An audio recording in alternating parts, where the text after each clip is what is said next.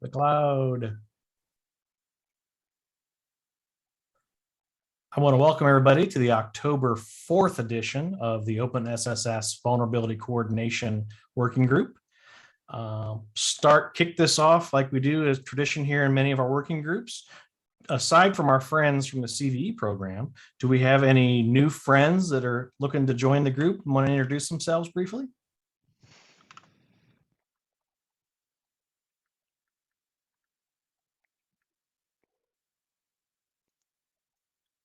All right. I will invite our friends from the CVE program. Katie and Joe, I don't know if Chris hopped on, Chandon. This is a follow-up for a conversation we had a little over a month ago, where they came and introduced kind of just an overview of the program. They're here today to return to talk about some more specifics, some technical details about some of the things that are being implemented, and then talk about how we might be able to move forward. So I'll turn it over to the CVE team and take it away, friends.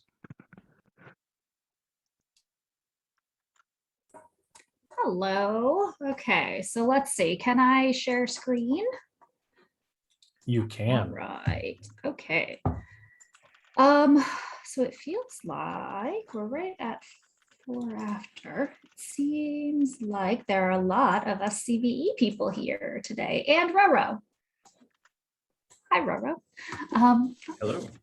Hello. Okay, so I'm Katie Noble. I am Director of Product Security at Intel Corporation, run the Bug Bounty program, also a CVE board member.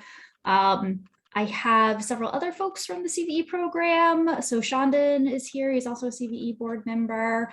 Jonathan, and then it looks like Joe is also here. So we kind of wanted to just kind of come back and chat with you guys. And I think we're recording, right? Perfect. So we'll go through and do a couple quick things real quick. So quick refresh on what we talked about last time. That will not take very long. And then I just want to pop up what the CVE entries kind of look like just real quick so we can go over that. And then I'm going to hand off to Chandon and we're going to go through a couple other mind map and some other sort of fun technical details that hopefully we'll be able to dive into some of these different parts of the CVE program. Sound like a plan? Perfect. Okay. So really quickly, just as a refresh, what the CVE program is. In a nutshell, the CVE program is a publicly available free service that enables stakeholders to have a common language. It is a dictionary. All it does is identify, define, and catalog publicly disclosed vulnerabilities, not vulnerabilities that are not known, publicly disclosed vulnerabilities. We on the CVE board, this comes from us, not from anybody else, call ourselves the community park poo bag analogy. We are the providers of the infrastructure. We provide you the bag. We make sure the bag is, or the distribution machine is always stocked with the bags. What we do not do is follow around people and clean up after their puppies.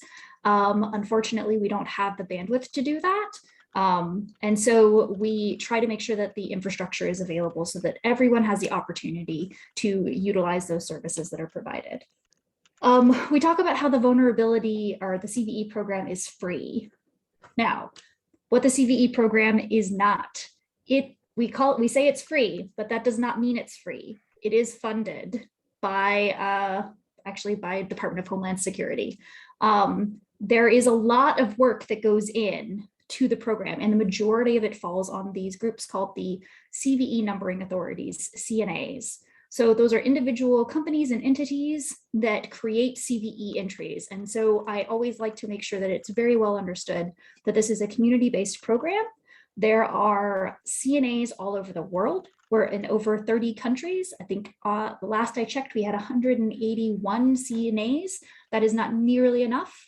We know that that's not nearly enough, and we are always actively recruiting to get more CNAs so we can have more coverage faster and more widely associated, I guess, or widely covered. We are not the great CVE overlord. I wish that I had the omnipresence to be in everyone's living room and everyone's computer all the time and know about all vulnerabilities, but sadly, I am not. Goals for another life, maybe in the multiverse.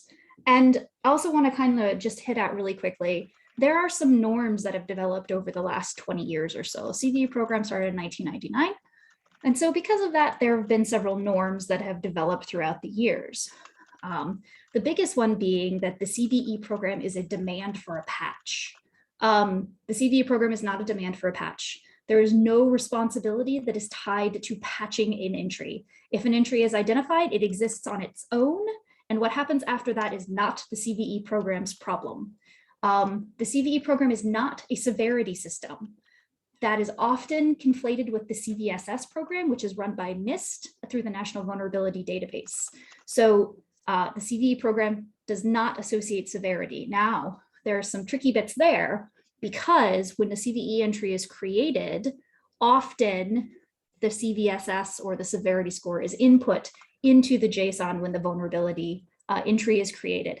That is there as a flow through because the NVD program automatically ingests all the CVE data and then establishes that additional enriching information. So I like to see it as the difference between NVD and CVE is that CVE is the dictionary, right? It just defines the vulnerability, whereas NVD is the encyclopedia. It gives you more enriched information. That is where you see CPE. That is where you see SWID. That is where you see CVSS. Has absolutely no connection to the CVE program. So just to kind of get at those things. These are some norms, they exist.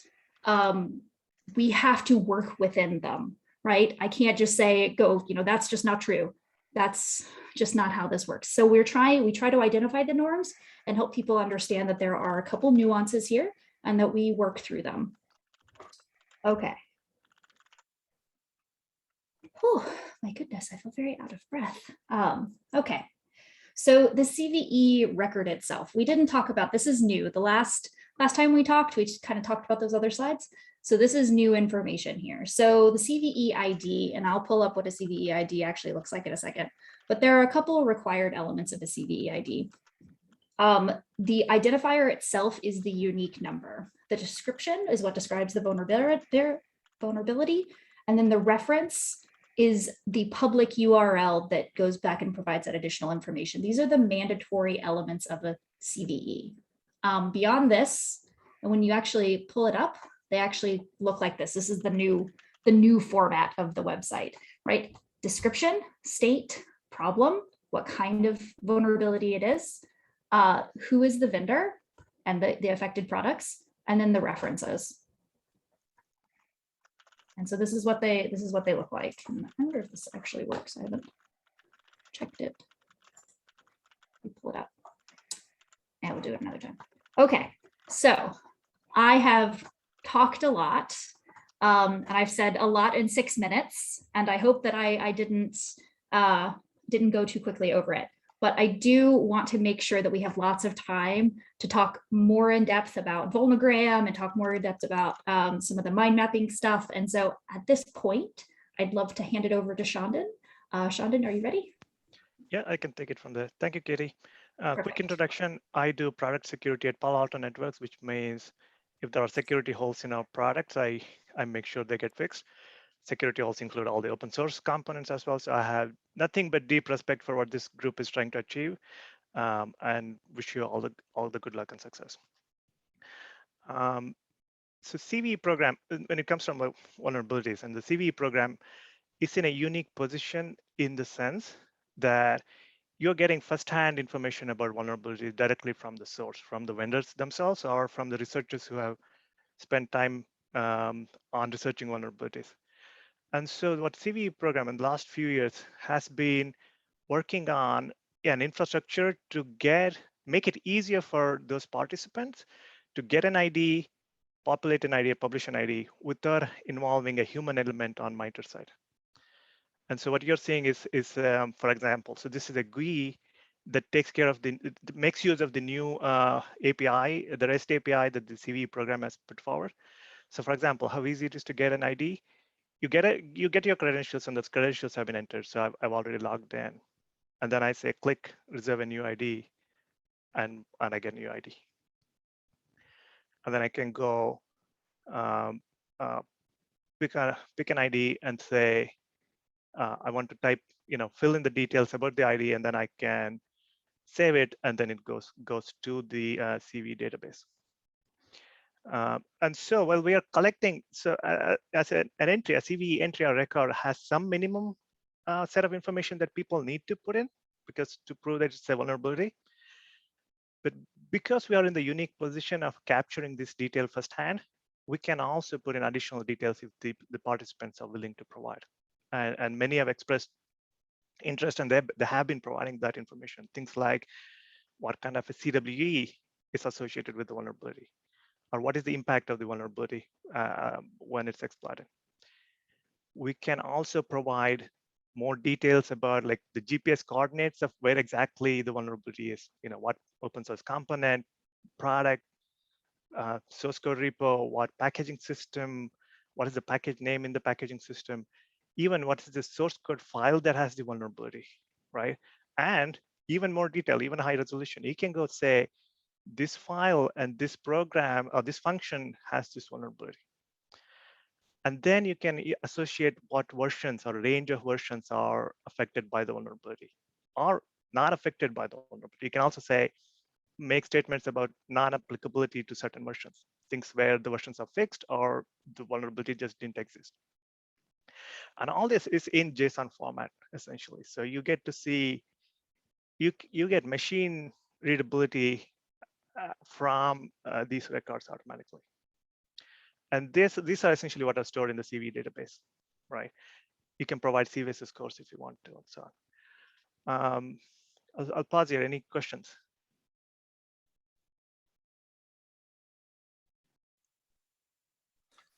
So those other data elements you were showing, Chandan, those are optional, not mandatory, right? Yeah, most of these are optional. The ones that are required are like, the only few. Okay. Thank you. And so if you want to, like, maybe I'll paste some links and see if you want to explore on your own. And so the JSON data structure itself is we've kind of gone through revised dates. We had something running as an experimental basis, like currently. And going forward in November, we'll start accepting entries in a new improved data format, which we're calling JSON version 5 for CV schema. A lot of it's just headers in the packet, but the actual payload is in something called a CNA container, where a CNA would provide descriptions of the vulnerability, provide all the affected data about where exactly the problem is, provide something about the problem type and links, and so on. So you can explore the mind map to figure out how the data structure is for the CV record kind of going forward. That's essentially what I wanted to show. And people are interested to dive into any of the section, I can go into detail. Something that we have new is that there's a whole new section related to how we encode open source components and products and point out where the vulnerability is exactly the GPS coordinates of where the problem is. So the intent is anybody who's consuming this can identify whether something's affected by a vulnerability or not. And so for currently, that meant that you have to go parse the CV. Somebody has to go read the CV description, then figure this out, or depend on somebody at NVD doing that and providing them the list of CPEs. But with this, we hope to capture that information as early in the process as possible. When somebody is assigning a CVE or a researcher knows about the problem and is trying to get a CVE assigned, you can collect that information right there and then propagate it through the ecosystem. Questions?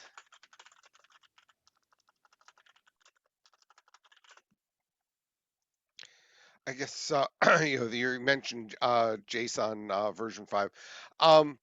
If we wanted to see things added to that schema, would be adding an issue to the CVE project automation working group be the right place? CVE quality working group. So the JSON schema is being managed in the CVE quality working group. CV, okay, I don't, where is that? Let me show a link to that. CVE QWG. Quality work group. The Git repo where I showed about the CV schema, the first link is where It's in the quality working group, not the automation working group. That's correct. So the quality working group is focused on the format and data elements and so on. The automation working group is setting up the REST API, the services, the backend, Okay. and those things. Okay, so I'm gonna throw in some quick ideas here on that particular JSON format. Thank you. Yeah, thank you. And again, so because the new services are coming up November, so there's a program roadmap on when these services coming up. We kind of finalized the format, and we are calling it 5.0. We'll go through an iterative process when we want to add new data elements to it. We'll go through an iterative process and maybe call it 5.1, 5.2, 5.3, and so on, until we get something like backward incompatible change, and then we'll call it version 6. Right. But this is, at the moment, we went through a lot of iteration, a lot of debate on how we encode information in the record. And we are like almost done. I'll throw it in there and you can decide if you want to add that and when. That's great. Yeah. Thank you, David. That's all I have, Chanda, Katie. one thing that you might, if you throw the mind map back up there, Chanda, that might be worth talking about, the robustness of this particular schema. If you scroll down a little bit, the whole notion, the whole principle of an ADP might be worth talking about. Not so much that it's coming out in, go by field, but from a programmatic perspective, the fact that we're, looking to have other entities contribute to CVE records in the context of authorized data publishers, and if they have their own space in the schema to publish information. I don't know if you want to talk a little. I mean, it's not going to come out in November, but this is a big plan, a broad plan for the program. You want to talk about that a little bit? Yeah, exactly. I think one stand that the CV program has taken all along is that when there are disputed vulnerabilities, it's to capture both the opinions and say it's disputed, or try to capture both perspectives on what a vulnerability is or is not. And the same is kind of reflected in this JSON schema. So a vendor can come and say, hey, I have this vulnerability, and maybe it's not a big deal. But somebody else may come back and say, hey, no, I don't agree with that because here's the reason. And the CV program has to capture both those perspectives. And the way we are doing it is through what I call as authorized data publisher containers. So they have the same data structure similar to what the CNA who assigns the CVE ID has, and they can provide different opinion, or even the most simple use case is provide complementary information, provide information that enriches it. Things like translation to other languages, CVSS scores, CPE entries. You can provide those independent of what the information that has been provided by the vendor who assigned the CVE. And so this is like, we are starting it as a pilot. And the first experiment in that pilot is through what CertCC has been doing through SSVC, where they try to prioritize vulnerabilities through what's called a SSVC score. And so we're planning to have them contribute back to the CVE program through authorized data publisher entries. But going forward, this could be expanded to include a one vendor making a statement about how a particular open source vulnerability affects their products, and in which way, which versions of the commercial product are affected. What is the CVSS score in the context of the vendor's product? So those could be encoded in the ADP containers.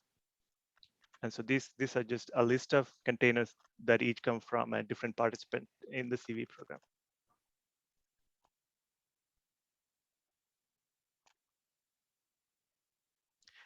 And so I did get, like, there was a question last time where somebody issued a CVE, another person had a different opinion on the thing because they thought that CVE did not deserve a CVE, it was not a vulnerability. The program stance is they will not make a judgment call on what is vulnerability or not, unless there's a clear, clear evidence to contradict it. And so the way to capture it is through an ADP container that you can tag it as a disputed. You can say something's disputed and that vulnerability could be marked as disputed. How do you, how does someone become an ADP, or how is that vetted? Can any provider provide that information to you? So we are currently running it as a pilot with CertCC being an ADP, providing SSVC scores. But going forward, I think they will have to participate in the program, become a participant. We need to set up rules of the road and how does somebody contribute things here. You don't want to open it for spamming. You don't want people to put their bulletin boards and advertisements here in the CV records. So we're taking first steps, cautious, measured steps to have ADP to add value to the CV records without opening up a Pandora's box.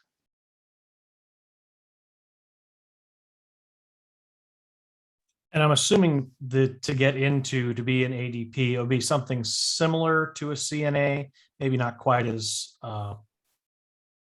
burdensome, but it was something similar, kind of echoing what the CNAs do, correct? Yeah, I would assume so.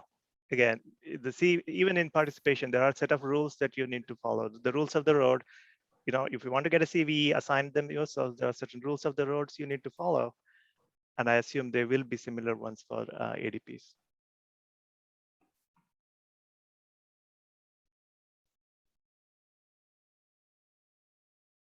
Any other thing, anything to go deeper into the data structure? I know folks were a lot more interested in how do you map CVEs to open source packages and so on. There's a great write-up here. I pointed at on versions and how versions are encoded in the new CVE format. That's a great read. I would suggest you take a look and provide feedback.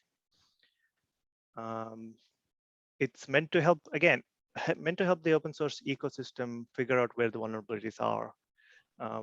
Especially since my day job, if I'm scanning software for open source vulnerability, there is like 3,000 vulnerabilities that may show up. I'm not going to be reading them one by one to figure out what to do with it. I need automation. I need to be able to sort them, filter them, group them together, and do things like that. And this JSON format data is, I'm hoping, would be a great asset in that sense that you can do all that. How would you track if a project's using like a commit ID instead of a version? Is there a way here to show that? Yeah, so you can actually you point out and say, you know, this is the commit that introduced the problem, and this is the commit that fixed the problem, and just track it at the commit range and say version type is Git. And given that, you can then query your Git repo, Git version control system, to actually figure out any branch or part of the code is affected or not affected. Much more accurate. It's like getting this information in 4K resolution versus what you had at like standard definition for 20 years. Very nice.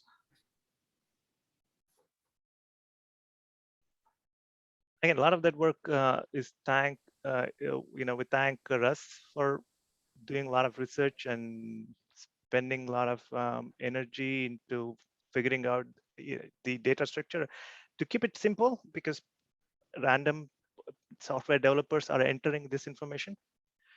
We want to make it easier for people to provide these records, but also provide it in a way that's accurate and non-confusing.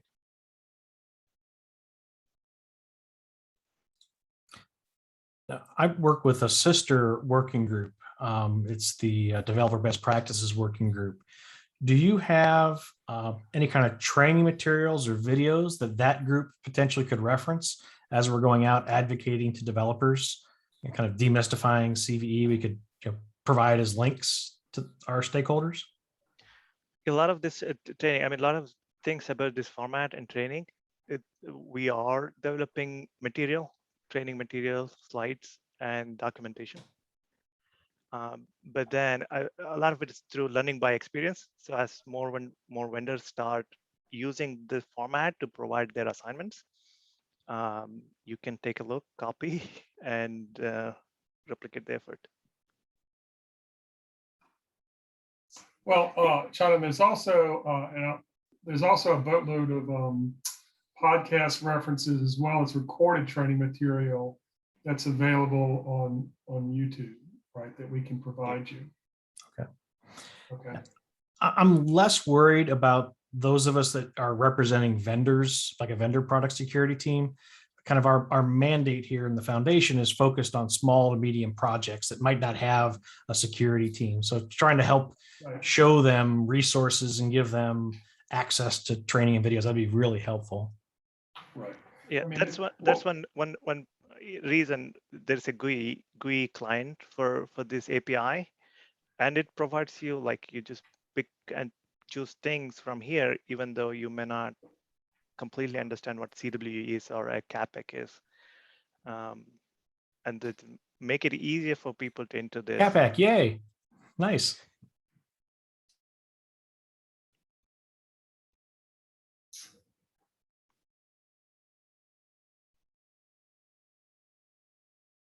Any other questions?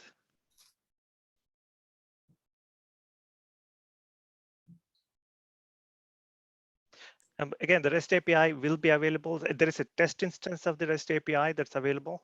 I believe, Chris, are you going to talk about that? Yeah, I'll be talking about what's available in the context of the APIs and what you can do to get access to it. Yes, some of the API endpoints require credentials, but there are some that just get the record. You don't need credentials to just get a CV record that's entered there. What you'll have on the test instance is all example information, but starting November, I believe we should be going live with the project. So you can play with the REST API for when that goes live.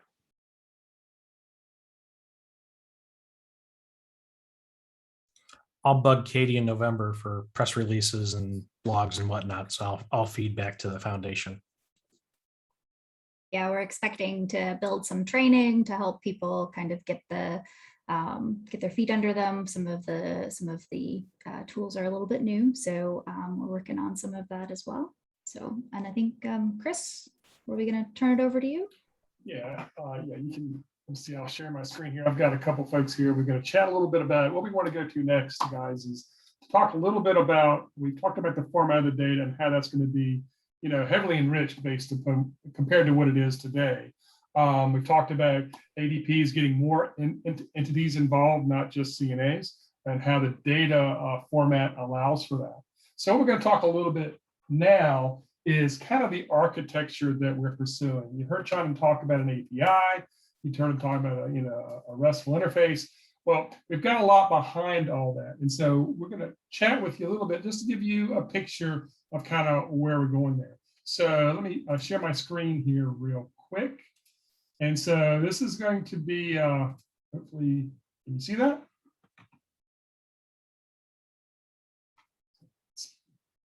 Yes. Everybody see that? Okay, great. So this is a picture of our target architecture. And so I've got two people here that, we're going to chat a little bit about kind of what this architecture looks like. We're going to focus heavily in on this space right here. What Chana just spoke about, as he mentioned, we have an API. That's this right here, all right? And what he demonstrated for you as a client, a Bonogram, which is a client that he built as a member of the community, built and is available for everybody to use. We've also got Martin Perpick here, who is, you talked about, very simple types of interfaces. He's got a command line interface that he's a member of these from Red Hat, a member of the CNA community that they've also built a little client to be used out here in this space. So here's our user space. And we have many different flavors of users. We've talked about CNAs. right here, and that's kind of the perspective that most of us speak from. But there are also general users and researchers that integrate with the program. Now, we're not going to talk a lot about this web interface today, but the reality is that researchers today can implement information and submit requests for CVE records through the MITRE web form, and that's going to continue to be the case. What we're going to talk a little bit about more is this piece right here. This is where the new services are. This is where what we've talked about is the CNA's on ramp to the CVE superhighway, if you will. The idea here is for everything to be automated, right? This has been an issue in the past, where things take a little longer than they should, weeks, months to get a CVE ID, getting records up. This architecture is indeed a response to that, right?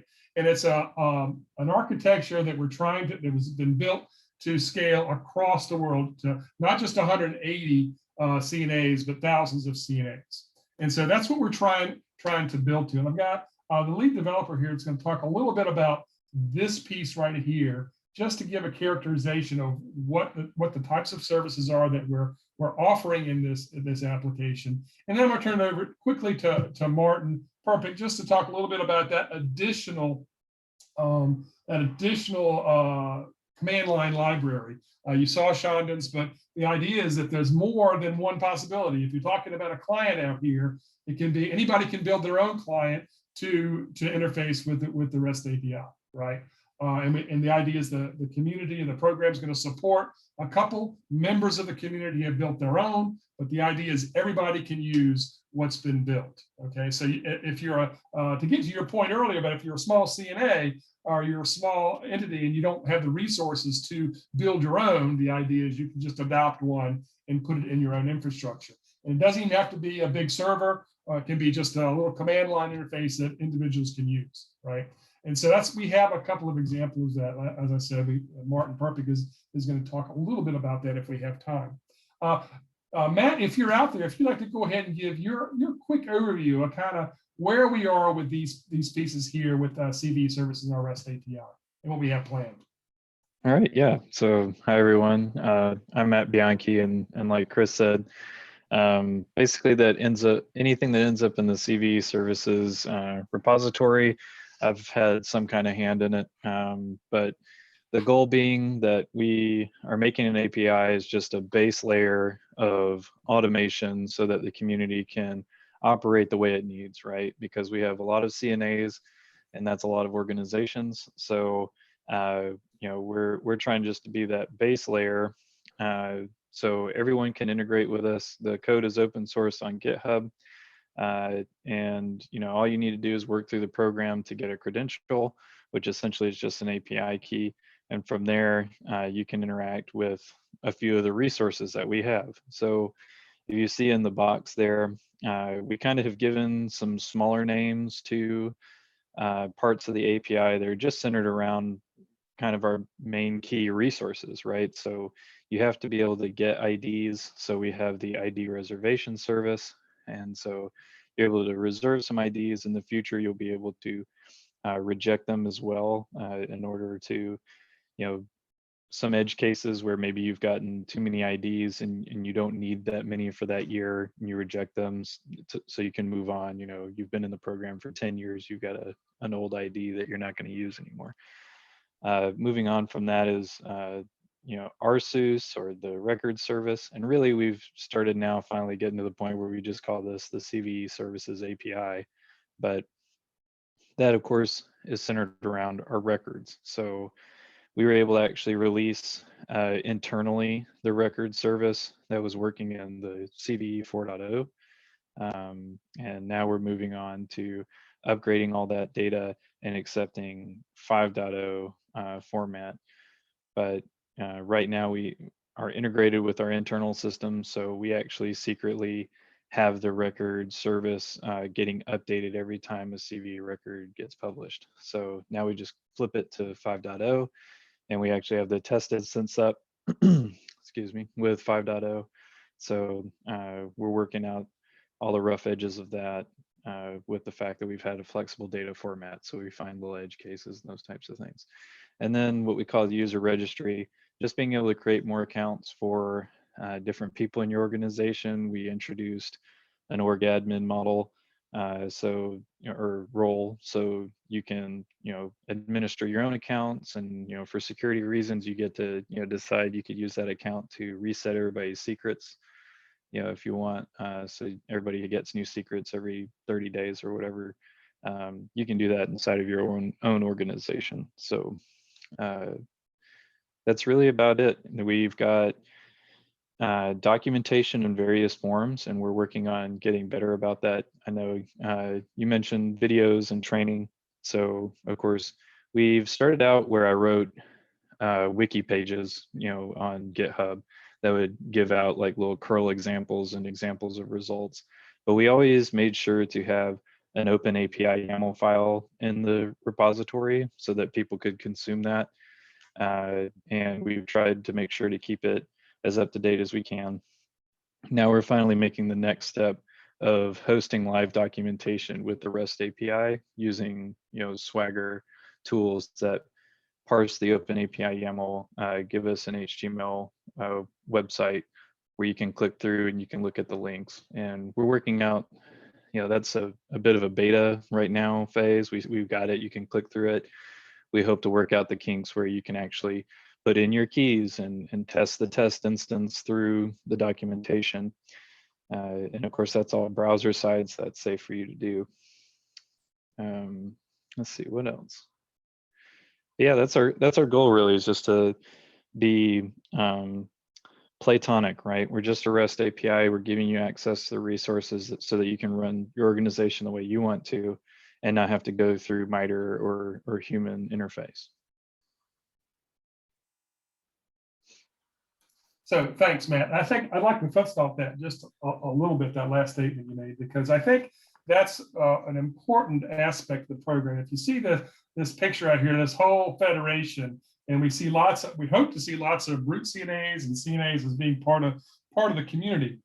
And the idea is moving into this federated environment, and I guess that organizational admin function that we're going to export to allow, if you're participating and you're a CNA or a root CNA, to actually manage your own user pool in an appropriate way. You're still held accountable to that user pool. There's still accountability, in the context of your own CNA, but to actually have those administrators from those organizations, not at MITRE, but in a CNA, handling their own records, handling their own users, so they can contribute in a very positive way to the overall effort. So I think that's an important strategic note as we think about how that strategy has driven down to this architecture. Okay, and so you'll see, and that whole user registry piece is kind of the same thing here, where we can actually have user registry notions of people all over the world that could actually have things connected in with the website and website services that we can offer the CNAs to help them do their jobs easier, faster, and more efficient. So we got a lot planned, and especially in that user registry space. That's why it's a little darker here, because that really hasn't been designed or implemented. This stuff right here, and I think Chandra mentioned a little bit of it. This stuff, we've already got the CDID reservation system already deployed. The members of the community are using that, so you can get a CDID without if you use this API in a matter of seconds. As Chandra showed, his Monogram was indeed using this particular part of the interface. In the context of the record submission and upload service, that's going to be deployed, as Chandra said. The current plan is to deploy that in November, and that's the big kahuna. That's what everybody's been waiting for. It's not just to get a CVID reserve, but also to upload a CV record into the repository, and we're going to be using that new JSON 5.0 format. So that's going to be a big deployment in November that we're looking forward to. I'm going to turn it over just for a few moments, because I know we only have a few minutes left. First, are there any questions? And I'm going to ask Chandra to not Chandra, but Martin Perfect from Red Hat, just to spend a few minutes talking about, the real simple API, real simple clients they've created for members of the public, not just the community, members of the public to use to integrate with CV services. Any questions? I'll stop sharing too in case you want to share, Martin. Okay, are you right there, Martin? Yep, I'm here. Okay, great. Any questions before we move on to that?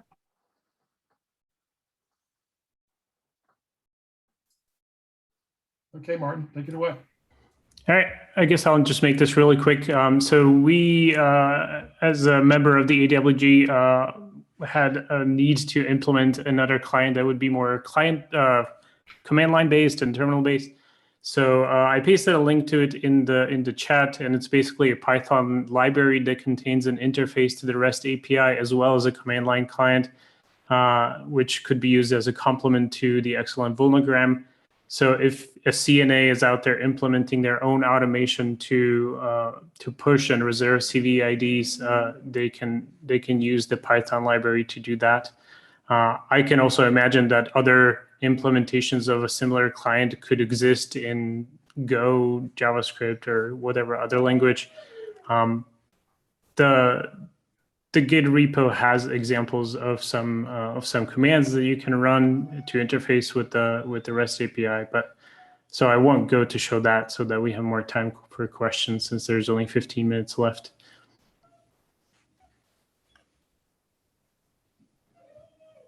Did you want to show a demo real quick, Martin, or are you done? I can, if people are interested, I can. Sure, why not? Just pop it up real quick on the screen. Just to, All right. I'd like to see. Because I think one thing that's interesting about this is, obviously there's a big difference between a full GUI interface where you're adopting a big application and a real simple, I got to do this real quick. So kind of two different ends of the spectrum of applications that you have that the community would have available, right? So can people see my screen? Yes. All right, excellent. All right, so the main command is CVE. If you run it, you get the help. You get a bunch of subcommands. So right now, this CLI client supports the CV ID reservation and CVE user registry. The CV record submission that goes live in November is in progress. So we'll make sure that's published whenever that feature goes live in the CV services API. But so far, you can list your CVs that you reserved. You can see the users that are in your organization. You can see the organization itself. You can list the quota that you have. So every CNA has 1,000 CV IDs allocated for a year to assign. You can reserve a CVE. This is running against a locally deployed CV services app, so no real changes here. But yeah, that's mostly it, I guess. You can filter on your CV reservations based on their state, when they were reserved, who reserved them, their state. So yeah, so far pretty basic stuff. It's going to be a bit more extensive with the support for updating CV records and submitting them.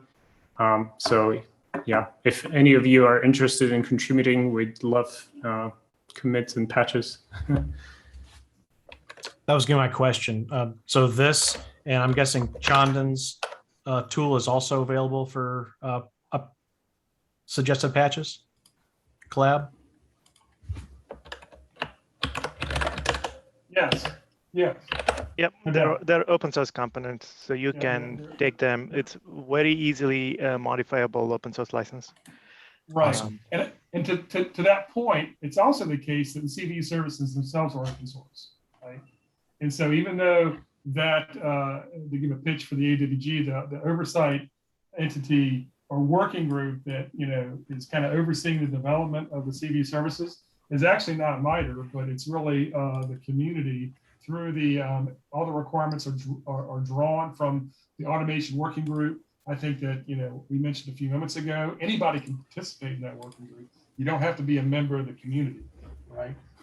And so in the information also lives, and you can put issues and identify issues on, I don't know if you can do pull requests, but you can do issues for sure on the GitHub repository if you're using it from a public perspective and the public interface doesn't work and you have a comment about it, you can post that on GitHub as well.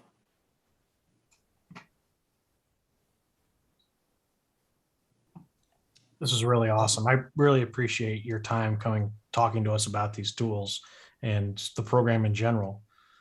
Open it up to the last few minutes. What kind of questions or statements or comments does the group have?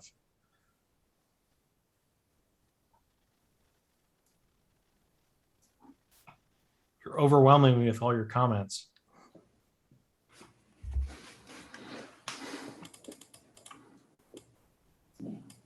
Well, what we'll do is I will figure out how to get this video uploaded and shared with the membership. And as we have additional feedback, I'd love to reach back out to the program. I will encourage all of our members and anyone that views this to go out to the projects we'll have in the notes and make comments and suggestions. This is only going to get better through everybody's contributions.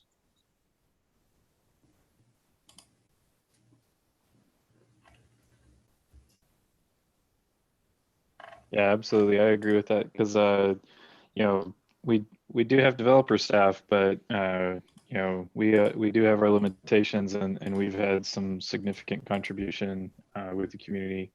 If it's Martin's API or Shandon's Vulnogram tool, along with, considerable hours on the CVE record data format. So yeah, it's been very beneficial. Awesome. Right. I think that's the key takeaway here is that this is not so much a minor effort as a full community effort, right? And it's truly open source. It's truly open source. Right? So anyway. All right, folks. Any last chance to talk to our CVE friends for today? Any outstanding thoughts or questions?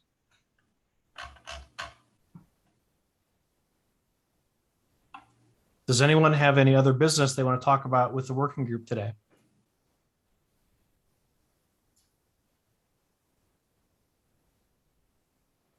All right. Well, I will end the call for today. I appreciate everybody's time and attention. And again, I really appreciate the CVE folks for coming back and spending the time to put these materials together to share with us. So thank you all and have a great day. Yep, thank Well, you. for inviting us. Have a great day.